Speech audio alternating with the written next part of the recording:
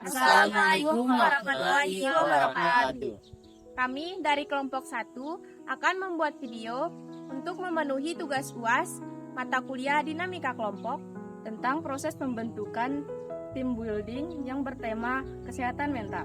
Sebelumnya, perkenalkan saya Yulia Lestari, saya Rizka Junia Mariska, saya Lisa Ayu Putri Lestari, saya Diana Rusni, Saya Rizky Anugrah.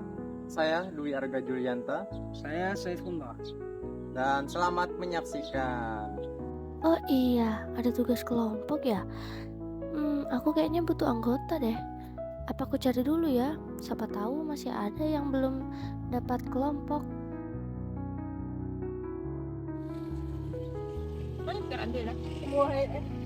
Teman-teman, kalian sudah ada kelompok mata kuliah dinamika kelompok belum? Kalau aku belum. Aku juga belum. Aku juga belum. Kalau kita berdua, udah. Saya belum juga. Kalau gitu mau gabung nggak sama saya? Boleh. Ya. Nanti kita buat agendanya di kantin aja ya. Oke. Karena kita sudah kumpul di sini semua, bagaimana kalau kita bahas tentang pembuatan naskah? Boleh? Kalian mungkin ada usulan mau tema apa? Gimana kalau bagusnya kita ngambil kesehatan mental? Karena kebetulan kesehatan mental itu lumayan banyak terkena pada mahasiswa juga. Aku setuju sih kalau itu. Boleh juga. Boleh sih. Tapi harus bisa. Kalau gitu kita jadinya ngambil tema kesehatan mental ya. Ya. Terus untuk penyusunan naskahnya boleh nggak kalau misalnya Yulia aja? Boleh, tapi juga minta bantuan juga dari kalian. Pasti nanti yang lainnya pasti membantu. Nanti naskah yang sudah jadi silakan dikirim ke grup WA aja ya, biar kita semua sama-sama membaca terus mempelajari. Boleh. Terus untuk tempat bikin videonya nanti di mana? Kalau misalnya di Pantai Ailuang, di Taman Ailuang bisa? Mau? Boleh, tapi jam berapa? Silahkan. Silakan kalau mau ada opsi lain. Tempat selain Ailowang. Ya, ini silakan. Boleh. Antara Ailuang sama Siak tuh bagus ya. Mungkin nanti kita akan diskusi lagi lebih lanjut. Kita bisa observasi dulu ke tempatnya. Ya. Tempat mana yang lebih bagus? Iya. Terus kalau untuk waktunya ada saran nggak mau jam berapa? Mungkin jam 8. Ya, Ya, karena bagusnya itu pagi biar cuacanya Masih fresh. Berarti nanti untuk lokasinya masih kita diskusikan lebih lanjut, tapi waktunya kita pakai pagi jam 8 ya. Sudah fix semuanya? fix. Oke.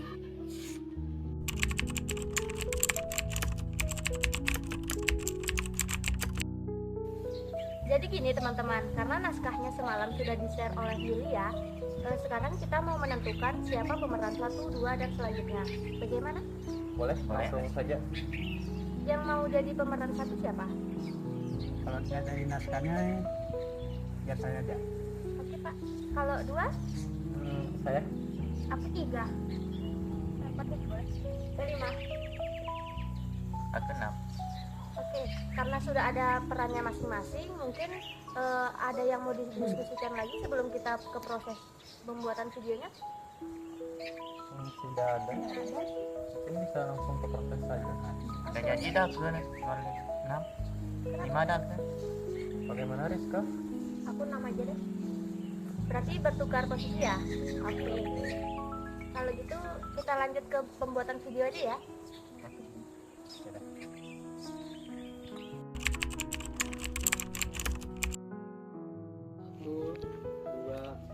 Tiga. sering terjadi adalah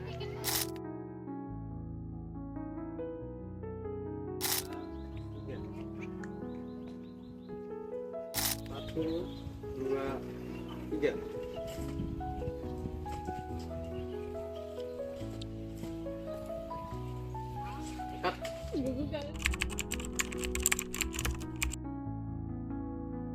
Oke teman-teman, karena video mentahan kita sudah selesai, sekarang kita tinggal menentukan siapa yang bisa mengedit videonya. Menurutku Arga aja sih. Kalau yang lain? Menurutku baik. Bagaimana Pak? Kalau saya sih kurang paham yang editing. Jadi kira-kira siapa ya? kita si Arga. Soalnya dia lebih tahu itu. Bagaimana Arga? Apakah setuju? Kalau saya sih boleh saja, tapi nanti setelah hasil videonya jadi mungkin bisa dibantu mengevaluasi apa yang kurang atau yang perlu ditambahkan. Oke. Jadi setuju ya. Iya. Kalau gitu berarti yang edit Arga. Nanti akan di-share kembali videonya melalui grup WA.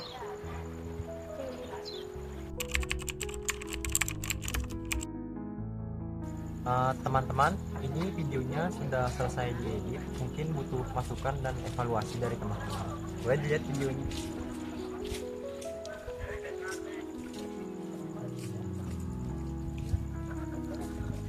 Jadi percepat gitu. Menurutku ini suara itu orangnya tuh bertabrakan ya. Terlalu keras di musiknya, jadi suara kitanya kecil. Ini juga pencahayaannya ini agak terlalu terang. Mungkin bisa diremati. Berarti yang perlu dievaluasi itu musik sama suara orangnya bertabrakan. Musiknya terlalu keras, berarti perlu disesuaikan agar seimbang. Iya. Terus yang kedua itu pencahayaannya yang perlu distabilkan ya agar tidak terlalu terang. Iya, Ada selain itu? itu aja sih kalau menurutku. Supaya kelihatan lebih profesional lagi. Iya. Berarti fixnya cuma 2 itu yang perlu dievaluasi. Iya. Berarti nanti setelah dievaluasi dan diedit ulang mungkin bisa di-share lagi ke teman-teman. Oke aja.